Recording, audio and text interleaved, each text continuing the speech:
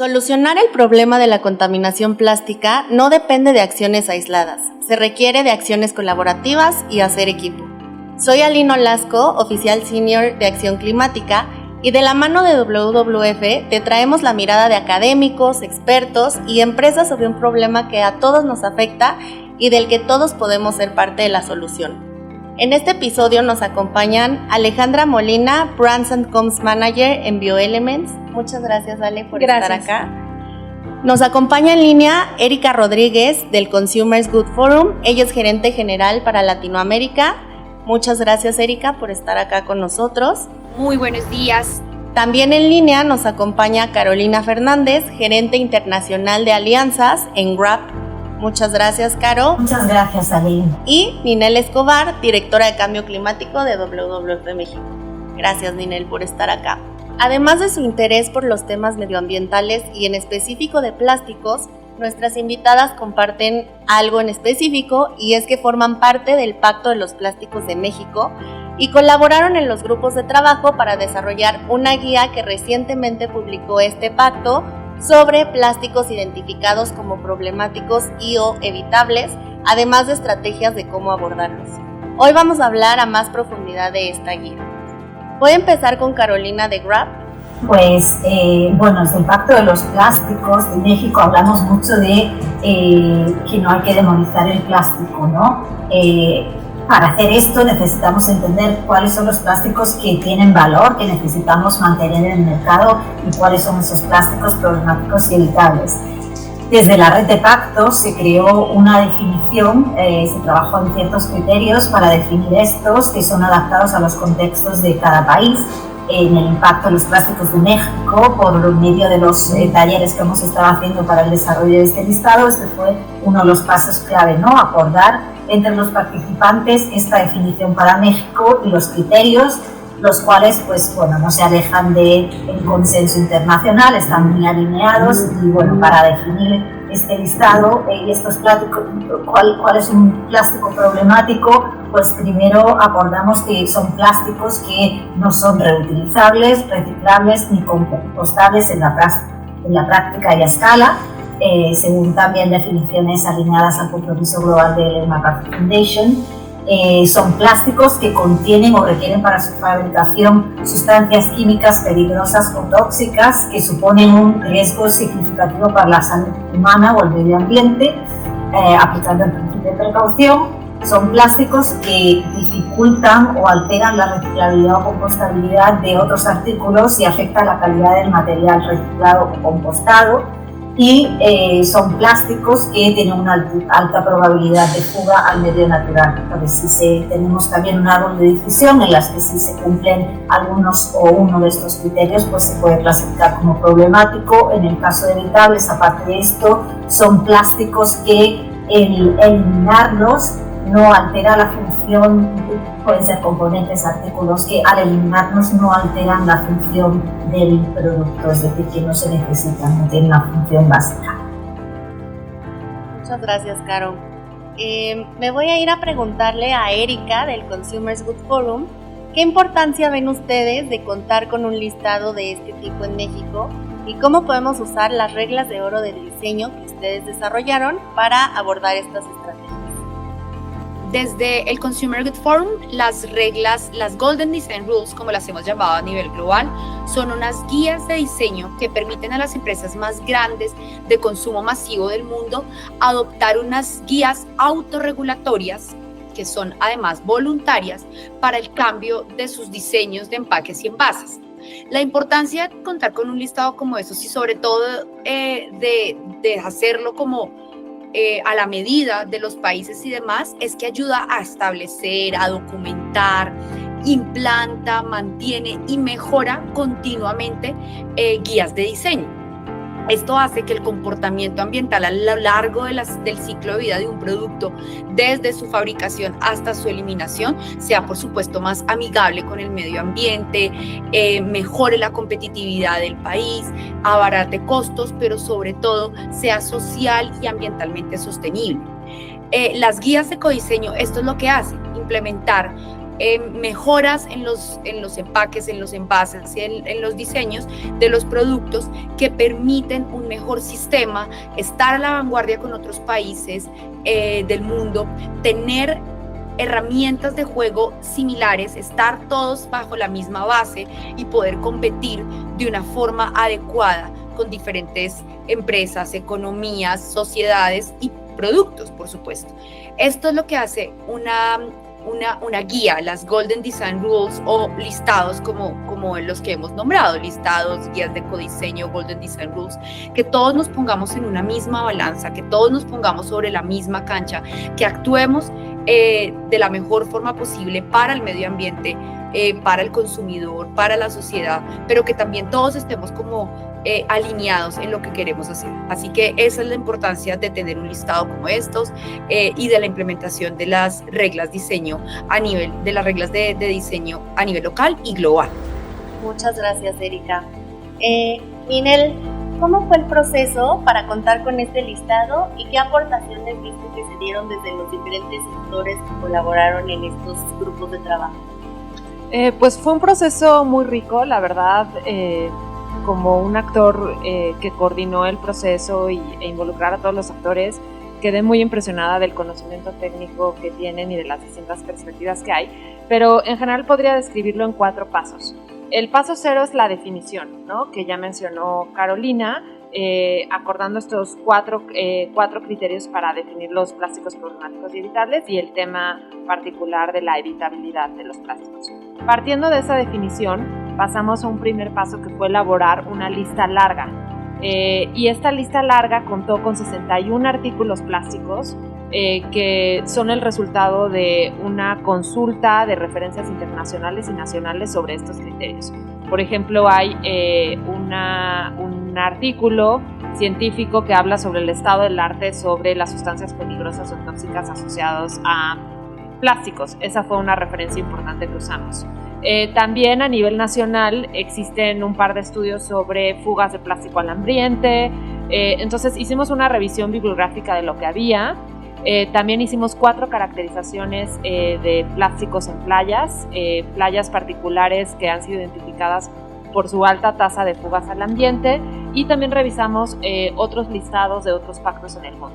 Entonces, usando esos 3 elementos, definimos esta lista larga de 61 artículos y después pasamos a construir este árbol de decisión, que creo que para todos los que trabajan en el sector fue muy útil, muy didáctica, en el sentido de que teníamos preguntas muy concretas que contestar e íbamos pasando cada uno de estos 61 artículos por este árbol de decisión que abordaban los criterios que mencionó Carolina, ¿no?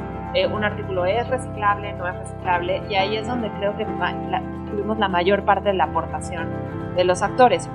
Por ejemplo, la pregunta de si un artículo es reciclable en México o no, en la práctica y escala, ¿no?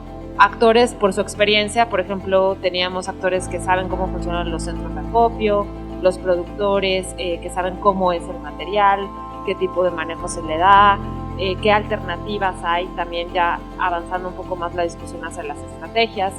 Y bueno, una vez que pasamos cada uno de esos 61 artículos por el árbol de decisión, llegamos a una lista corta de 10 artículos. Y ahí también la discusión fue muy rica en pensar qué criterios adicionales necesitábamos para quedarnos con 10. Y esto no quiere decir que los demás no sean problemáticos o necesiten atención, sino estos son los 10 que priorizamos.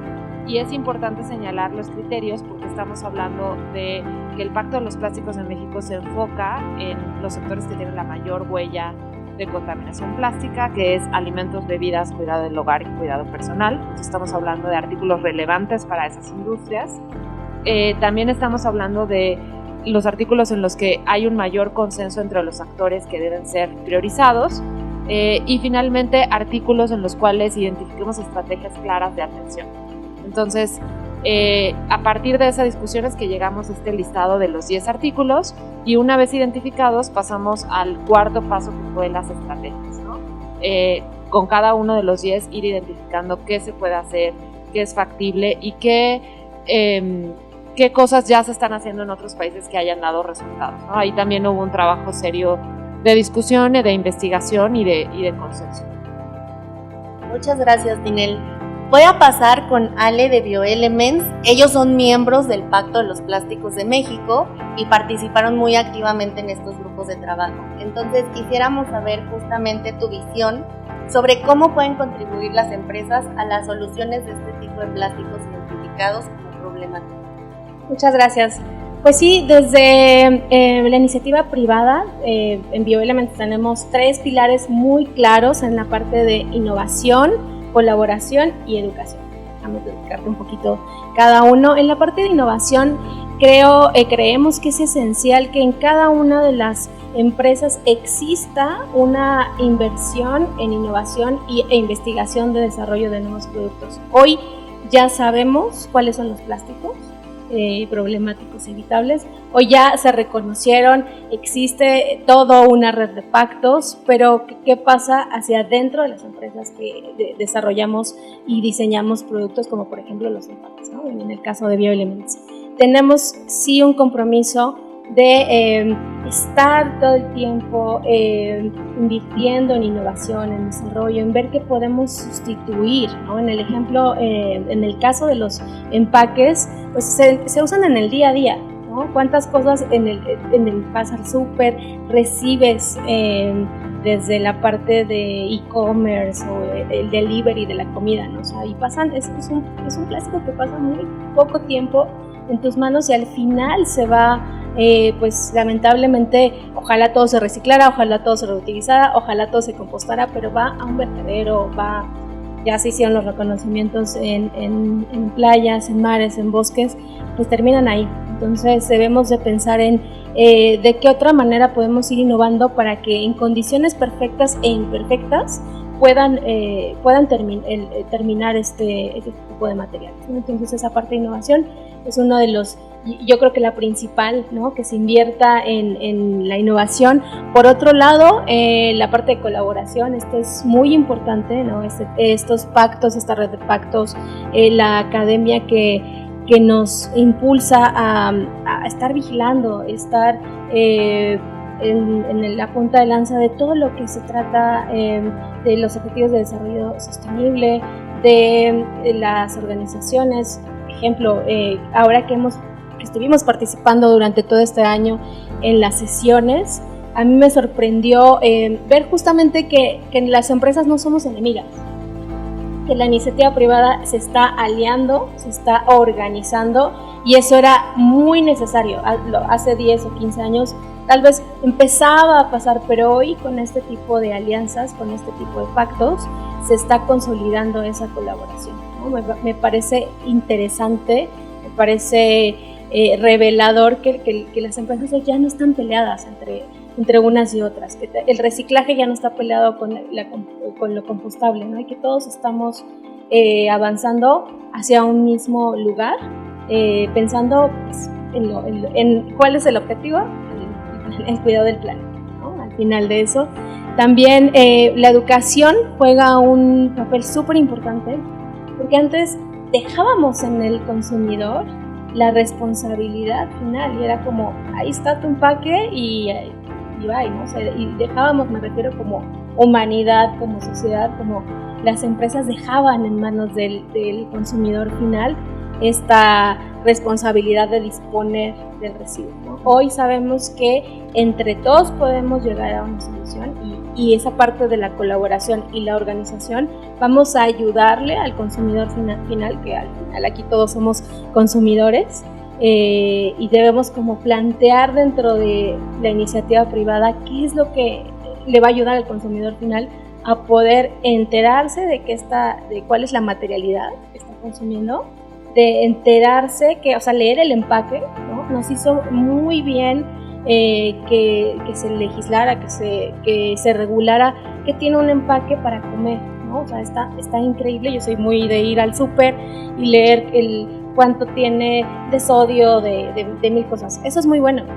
Y hoy estamos en una época donde la gente estamos mirando el empaque. Las personas estamos mirando qué hay en nuestro empaque.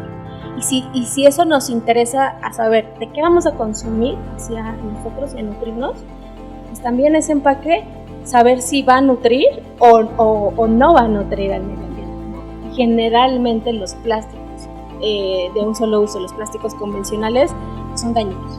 O sea, tenemos que entender que si hay soluciones que van a ayudar a disminuir el problema, se convierten en parte de la solución y no. Entonces, bueno, por ese lado también la educación para nosotros, desde dentro de las organizaciones hacia la ayuda del consumidor final, nos parece que es. Muchas gracias, Ale. Y bueno, ha sido muy interesante ver todo este proceso para llegar a identificar estos tipos de plástico. Ya escuchamos cómo se llegaron, cómo trabajaron tan arduamente todos los actores, pero ahora para concluir quisiera preguntarle a nuestras invitadas los compromisos que se necesitan asumir desde los diferentes eslabones de la cadena de valor para llegar efectivamente a la circularidad de estos plásticos que ya hemos identificado. Voy a empezar contigo, Caro, por favor. Gracias, Aline. Pues bueno, el principal compromiso, no solo del pacto, sino esperamos que más allá del pacto, invitamos a más empresas, a más administraciones, a más organizaciones a unirse a este trabajo. No porque no hayan participado en el desarrollo no se puede lograr su implementación. Entonces, el primer compromiso necesario es ese, actuar, ¿no? Que se comprometan a actuar, a buscar soluciones, a mirar dentro de sus propias organizaciones qué se puede hacer, ¿no? Cómo puedo yo aportar, cómo puedo implementar esto. Y el segundo compromiso, que yo diría que es absolutamente clave, es la colaboración. Porque siempre va a haber una limitación en lo que nosotros podemos hacer, ¿no? Una empresa como empresa, una administración como administración. Entonces la colaboración dentro de un sector, pero también intersectorial, es clave. El trabajar, si soy una empresa, con otras empresas similares para buscar soluciones, invertir juntos en tecnología o facilitar un proceso, o trabajar juntos entre el sector público en alinear política pública para facilitar implementación, y luego la cross-sectorial, ¿no? Ese intercambio, que es lo que hemos visto en el desarrollo de este listado, ese intercambio entre experiencias y de conocimiento entre los distintos sectores, que ha sido lo que ha enriquecido y lo que ha hecho el desarrollo de este listado MEX. Gracias, Caro. Voy a pasar con Erika de Consumers Good Forum. ¿Qué compromisos crees, Erika, que se deberían abordar desde todos los sectores de la cadena de valor? Una de las principales, desde mi punto de vista, además personal, creo, de fallas que tenemos en la circularidad de los plásticos y de la economía en general, es que pensamos que lo hacemos de manera individual. Y sin duda alguna, este es un reto tan grande que tiene el planeta y que tenemos como sociedad, que solo trabajándolo de manera colectiva y de forma colaborativa vamos a poder atacar y resolver el problema. La circularidad no solamente es un factor de diseño o de producción o de ensamble o del consumidor. Necesitamos que todos los eslabones de la cadena de producción estemos pensando desde nuestro quehacer cómo hacemos circularidad, para que los esfuerzos individuales que hacemos pues al final repercutan en lo que queremos, y es en un mejor producto, en un producto más amigable y más sostenible con el planeta. Esto no solamente pasa en las diferentes cadenas de valor o eslabones de la cadena de valor, pero también en los diferentes stakeholders. Piensa que si no estamos articulados entre gobierno, empresa privada, sector civil, multilaterales, organizaciones no gubernamentales y consumidor final, pues no vamos a lograr que este producto, que en una situación utópica sea circular y lo tengamos súper amable con el medio ambiente, pues necesitamos que también el sistema nos ayude a darle la circularidad, el consumidor también, y por supuesto el productor o los diferentes eslabones en la producción actúen de esta forma. Es por eso que, respondiendo a tu pregunta, el compromiso es individual pero de manera colectiva, es decir, cada uno debe hacer su parte en la cadena de valor del plástico para lograr una circularidad, pero trabajándolo de manera colaborativa y de forma colectiva. Yo creo que este es uno de los temas en los cuales la competencia está un poco al margen, porque si bien podemos competir en otros campos, en este todos estamos pensando en el mismo objetivo y con la misma meta. Gracias, Erika. Voy a pasar con Ale de Bioelements para que desde las empresas nos cuenten qué compromisos creen ellos que se deberían abordar. Gracias, Aline. Bueno, pues creo que voy a retomar un poco de lo que dijo Caro sobre el tema de la colaboración. Desde Bioelements creemos que en nuestra experiencia no vamos solos, no hay una única solución, es importantísimo saber eso, abordar desde procesos más limpios. También es muy importante que el sector privado tenga metas, que aseguremos poder llegar a esas metas, tener actores que estén auditando, vigilando las alianzas con instituciones, con academia. Creemos en Bioelements que una de nuestras fortalezas es estar en conjunto con universidades, con más de universidades locales en los países donde operamos, ¿no? Por ejemplo, en Chile colaboramos con el DICTUC, en México estamos con la UNAM y próximamente, bueno, ya estaremos firmando otros acuerdos de colaboración, pero eso es lo importante, no perder la brújula de hacia dónde vamos, porque tenemos dos compromisos muy importantes, que es los consumidores, pero también el medio ambiente. Entonces, otro de los compromisos que creo valiosísimo es la difusión. O sea, este es un muy buen canal de difusión, que esto que podamos hacer vocales y podamos también partir para que el mercado tengamos estándares y que el mercado vaya siguiendo esos estándares, y también que en toda la cadena intermedia, en el consumidor final, podamos ir siendo punta de lanza con estas alianzas como el Pacto de los Plásticos en México, para que hagamos tendencia en el mercado y también generemos pues este valor en el consumidor, y podamos también tener la parte de educación. Sí, muchas gracias, Ale, totalmente de acuerdo con el compromiso de las empresas. Voy a cerrar con Ninel de WWF como organizadores de estos grupos de trabajo, para que nos cuenten qué compromisos deberían asumir desde todos estos sectores que participaron, pero también desde los sectores de toda la cadena de valor. Gracias, Aline. Pues bueno, creo que el principal compromiso desde el pacto y la invitación a otros es a reducir y eventualmente eliminar estos plásticos problemáticos y evitables. Creo que eso hay que ser muy claro y ponerlo sobre la mesa, porque tenemos toda la evidencia hoy por hoy de que esos plásticos generan, como su nombre lo dice, un problema, ¿no?, que tenemos que atender. Entonces, la meta sí es reducir y eliminar eventualmente estos plásticos problemáticos y innecesarios o evitables, y creo que el compromiso de todos los sectores, no solo del sector privado, pero como dice Alejandra, de la academia, del gobierno, es trabajar en equipo para lograr esa meta.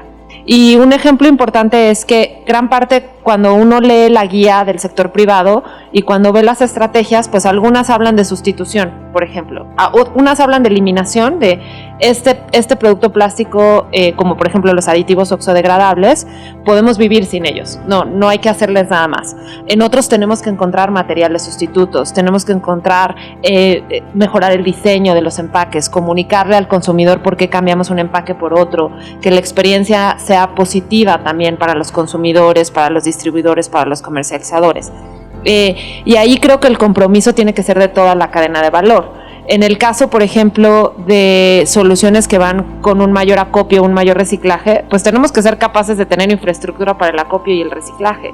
Y eso es un compromiso también de los primeros eslabones de la cadena de valor, de los últimos, pero también de agencias de gobierno que permitan que la regulación pueda ser más, facilite esos procesos, ¿no? Entonces, creo que el valor agregado de la guía es muy importante en el sentido de tener clara una definición, de poner sobre la mesa una propuesta de 10 plásticos prioritarios, pero también de las estrategias a solucionar y cómo cada uno de los actores se puede ver en esas estrategias. Esa es, creo que, la mayor invitación. Pues definitivamente es muy interesante ver cómo con la acción conjunta y colaborativa sí podemos llegar a soluciones efectivas. Les agradezco mucho a nuestras invitadas, a las que están en línea también, gracias por estar aquí. Esta guía, como saben, es un primer paso del Pacto de los Plásticos, que aborda soluciones y estrategias que han resultado costo efectivas cuando se han aplicado en otros países. Pueden descargar la guía completa en nuestra página pactodelosplásticosmexico.org y en el LinkedIn también del Pacto de los Plásticos. Avancemos juntos hacia la circularidad.